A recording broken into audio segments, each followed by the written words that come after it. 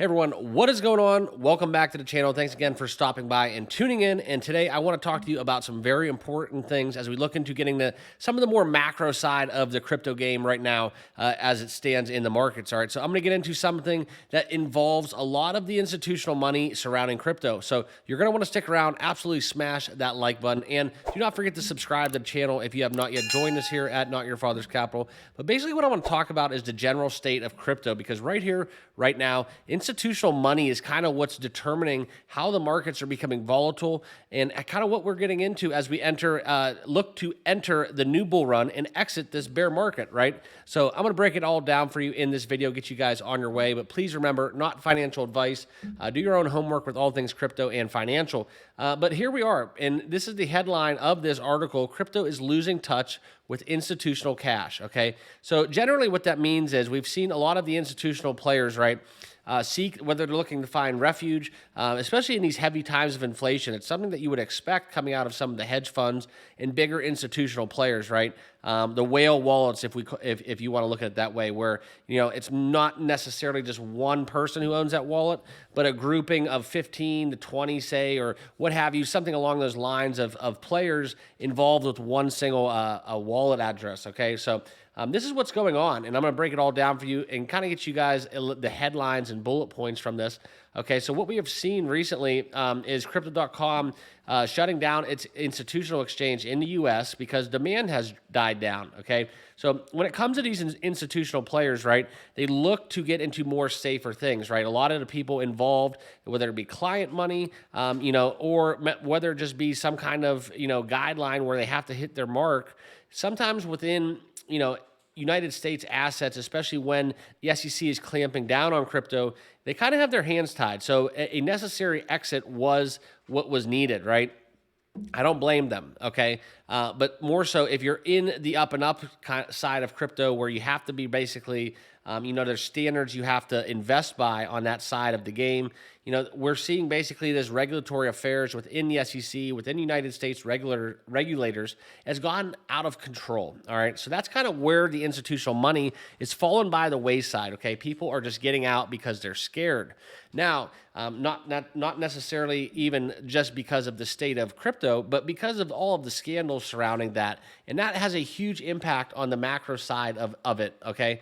So furthermore, what we've seen basically is the exodus, from Binance.us. Okay, we've seen essentially Coinbase have basically their exodus, and now we're seeing a lot of the institutional money leave Crypto.com as they are shutting down their institutional exchange in the U.S. due to that demand. Now, they're going to have the retail side of the game still available. So for those of you guys that are on Crypto.com, it's more so just with the institutional side of the platform, right?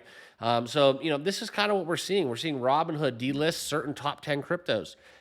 It's a very, very kind of muddy water, if you will, when we talk about the regulatory state of crypto. All right.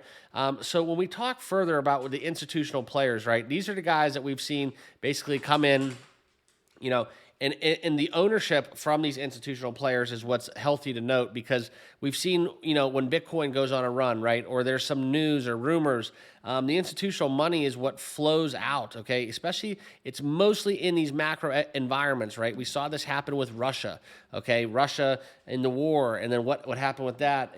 That was basically a 40% drop or so, roughly, in overnight. It was silly, and that's all a lot of institutional hedging going on to protect their assets, okay? But furthermore, we are just basically getting into an interesting time period, right? We've had a lot of big name banks, the smaller regional banks, right? A lot of that, collapse that was seen recently, as of recent, is something that's concerning for a lot of these institutional heads when we talk about getting into crypto. Okay, so that's where it's going to come down to, right? Because when we see basically what is happening with the regulation going on with crypto, we've also seen the reputation on the macro side of things where the industry is essentially, it's lowering. Okay, development is slowing. and we're seeing a lot of damage down the road to what basically institutions invest in crypto. Okay, so this is seen basically with a lot of companies such as Celsius, Voyager Digital, and a lot of other institutions that were caught up into the when we saw UST depeg, and then we saw the collapse of FTX. Okay, so as retail investors and we get into cryptos, there is a institutional side of the game that cannot be ignored because when you look at the longevity of crypto, it's a necessary thing to keep the ball rolling, right? We need the institutional money in, not so much in the individual coins, but into the technology, into the sector of crypto. And that's kind of what's important moving forward, okay? Because, if we get into what is happening with the crypto landscape, and we see, let's say, the Fed soften on their stance on interest rates, we get a tailwind coming out from the 2024 Bitcoin halving, the political, tide may shift to a more pro-crypto environment. That's where it's going to come back into essentially getting institutionals back into crypto mainstream, all right? And we need crypto to become more of a reputable asset class down the road if this is going to be a thing, okay? So, that's kind of where the concern is, because I think Bitcoin is going to prevail. It's going to always be here. It is the riser of all tides.